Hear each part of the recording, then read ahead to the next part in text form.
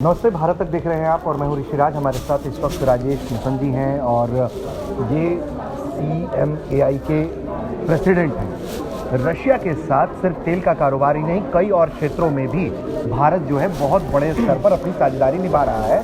सिर्फ प्रधानमंत्री मोदी ही नहीं, रूस के राष्ट्रपति व्लादिमीर पुतिन भी लगातार भारत के साथ रिश्ते मजबूत करने, कारोबार को आगे बढ़ाने पर जोर देते रहे हैं। सर, बहुत स्वागत है भारत तक पर आपका। Thank you sir. तेल का तो हमने देखा है कि जिस तरह का ये बूम आया है, बहुत अप्रत्याशित बूम है भारत और रशिया के बीच में।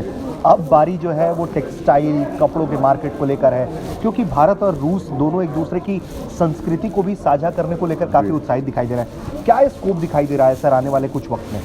सर, इंडिया के लिए बहुत बड़ा अपॉर्चुनिटी है मॉस्को में, रशिया में अपना टेक्सटाइल का बिजनेस और इंक्रीज़ करने का। जैसे आप जानते हैं, अमेरिका और वेस्टर्न यूरोप में सैंक्शंस लगाए हैं रशिया पे, तो वहाँ से काफ़ी ब्रांड निकल चुके हैं।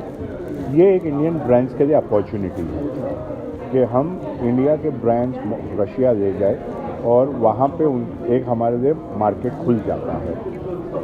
अभी हाल ही में हम 15 दिन पहले रशिया से आए हैं वापस। वहाँ पे एक ब्रिक्स का समिट हुआ था, तो वहाँ पे मॉस्को फैशन काउंसिल करके एसोसिएशन है जी, उनके साथ हमारी काफ़ी डिटेल में चर्चा हुई है और मार्च में हमारी अगली मीटिंग में हम उस पर और फाइन ट्यून करेंगे। लेकिन इन प्रिंसिपल ये डिसाइड हुआ है कि जून में उनका जो नेक्स्ट फेयर वाला है, उधर वो 20 ब्रांड्स ऑफ इंडिया को स्टॉल का लगाना चाहिए। तो दैट्स अपॉर्चुनिटी फॉर 20। हम मार्च में जाएंगे, तो उसमें अगर हमें समझ में ये आया कि हम 20 नहीं, हम 40 को ले जा सकते हैं, हम 40 को ले जाएंगे। अच्छा, तो रशिया को जिस तरीके के ऑफर्स ऑयल के मार्केट में दे रहा है, क्या उस तरह के ऑफर्स टेक्सटाइल के मार्केट में, फैशन के मार्केट में भी रशिया की तरफ से खोले जाने की उम्मीद की जा रही है? तो रशिया के यहाँ से कोई रोक टोक नहीं है। अच्छा, एक इम्पोर्ट ड्यूटी का इशू है, लेकिन शायद रशिया के साथ भी एक FTA साइन हो रहा है, तो उसमें ये भी खुलासा हो जाएगा, क्लैरिफिकेशन हो जाएगी। और हाल ही में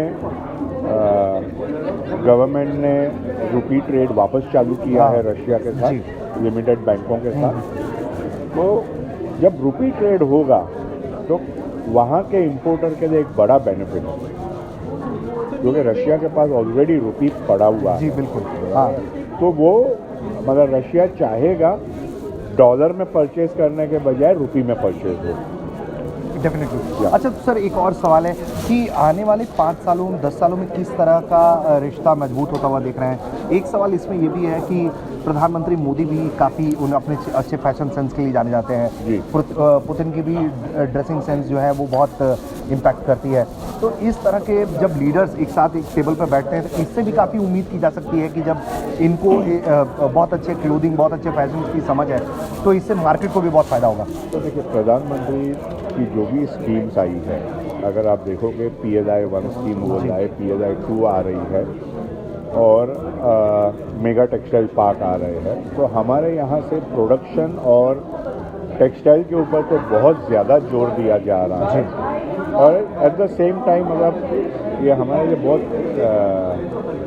अच्छी बात है कि प्रधानमंत्री और टेक्सटाइल मंत्री दोनों का टेक्सटाइल के ऊपर और फैशन के ऊपर पूरा इंटरेस्ट है और वो चाहते हैं कि ये बहुत बड़ा इवेंट हो। और इसके लिए अगर आपको पता हो, फरवरी में इंडिया में भारत टेक्स करके हो रहा है, वो अपने आप में एक मिसाल है, क्योंकि फाइबर टू फैशन पूरा अंडर वन अम्ब्रेला होगा जी।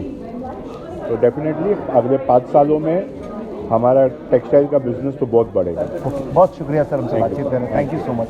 तो ये सुना आपने कि किस तरीके से आने वाले दिनों में एक तरह से रास्ता खुल रहा है भारत और रूस के बीच, न सिर्फ तेल और दूसरे कारोबार में बल्कि टेक्सटाइल के भी कारोबार में भी भारत और रूस एक दूसरे की तरफ बड़ी उम्मीद से दिख रहे हैं और उसकी तरफ तेजी से कदम बढ़ा रहे हैं। कैमरा पर्सन सिद्धार्थ के साथ मैं ऋषिराज, रशियन एम्बेसी, भारत तक।